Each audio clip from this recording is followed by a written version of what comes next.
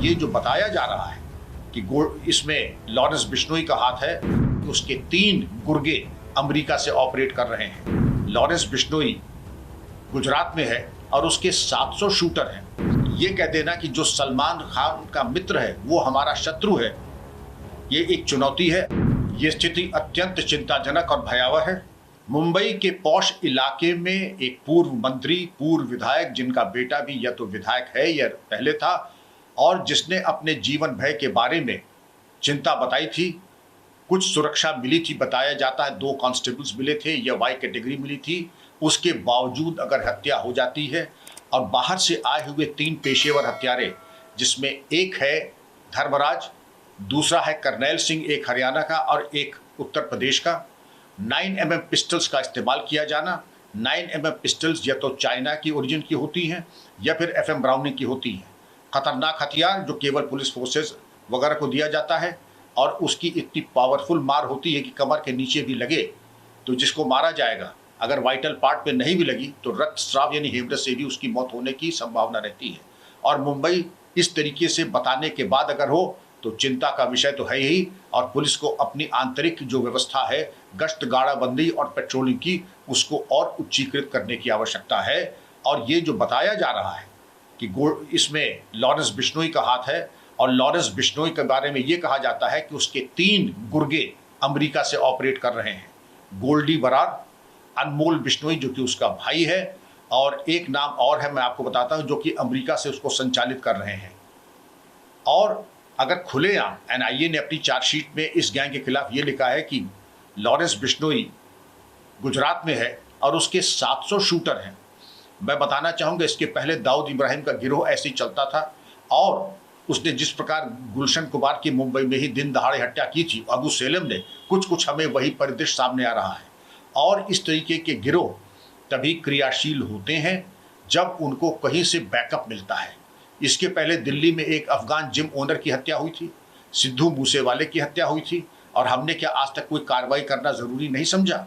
और ये कह देना कि जो सलमान खान का मित्र है वो हमारा शत्रु है, ये एक चुनौती है। और शासन प्रशासन से ये अपेक्षा की जाती है कि इस गैंग को निष्क्रिय करने के बारे में कार्रवाई करें।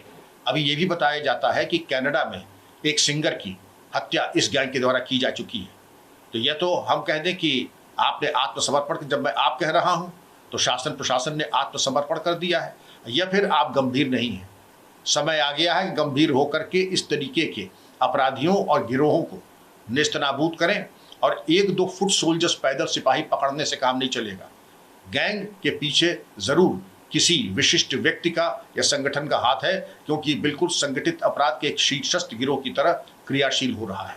मैं ये देख रहा हूँ कि हथियार हवा से नहीं आते। 9mm की ब्लैक में भी, असली अगर देखें मार्केट में प्रोहिबिटेड मोड है, मिलेगा नहीं, लेकिन ब्लैक में भी बताया जाता है कि 10 लाख से कम नहीं आता है। अगर अतीक के केस में आए थे वो भी अत्यंत आपत्तिजनक था। पुलिस कस्टडी में इस प्रकार की हत्या अत्यंत आपत्तिजनक और निंदनीय है। इसके ऊपर भी बहुत प्रभावी कार्रवाई, और जो भी पुलिस ड्यूटी एस्कॉर्ट में थे, हालांकि जुडिशियल कमीशन और एक कमीशन ने उसमें कोई त्रुटि नहीं देखी, लेकिन मेरा इसमें मतभेद है। मैं चाहूँगा कि पुलिस कस्टडी में मौत एक गंभीर अपराध है, और पुलिसकर्मियों की संलिप्तता अथवा निष्क्रियता या दोनों ही परिस्थितियों में कार्रवाई होनी चाहिए थी। वर्तमान परिस्थिति में भी अगर इस तरीके के शूटर आ रहे हैं, आप देखें करनैल सिंह हरियाणा से, दूसरे धर्मराज उत्तर प्रदेश से, और 9mm की पिस्टल लेके मुंबई में खुलेआम घूम रहे हैं, और लोग मुंबई में जाने पर रोज़ का कितना खर्चा होता है बताने की आवश्यकता नहीं है। जाहिर है कि उनको खर्चे की कोई चिंता नहीं थी। रेकी करना और इस तरीके से आक्रमण करके हत्या करना, मैं इसकी घटना की निंदा करता हूं और उम्मीद करता हूं कि इसका सफल अनावरण होगा। पुलिस महानिदेशक होने के नाते और एक वरिष्ठ नागरिक होने के नाते मैं बच्चों से, लड़कों से कहूँगा, ग्लैमर के चक्कर में न पड़े। एक कहावत है, the wages of sin is death. इस तरीके की जो रास्ता पकड़ता है उसका एक ही गंतव्य है, मौत। इस रास्ते के न चुने, क्योंकि इसमें आज तक किसी को मैंने लाभान्वित होते नहीं देखा। कुछ समय के लिए वैभव और ग्लैमर मिलता है, उसके बाद लाश चीर घर में पोस्टमार्टम के लिए जाती है।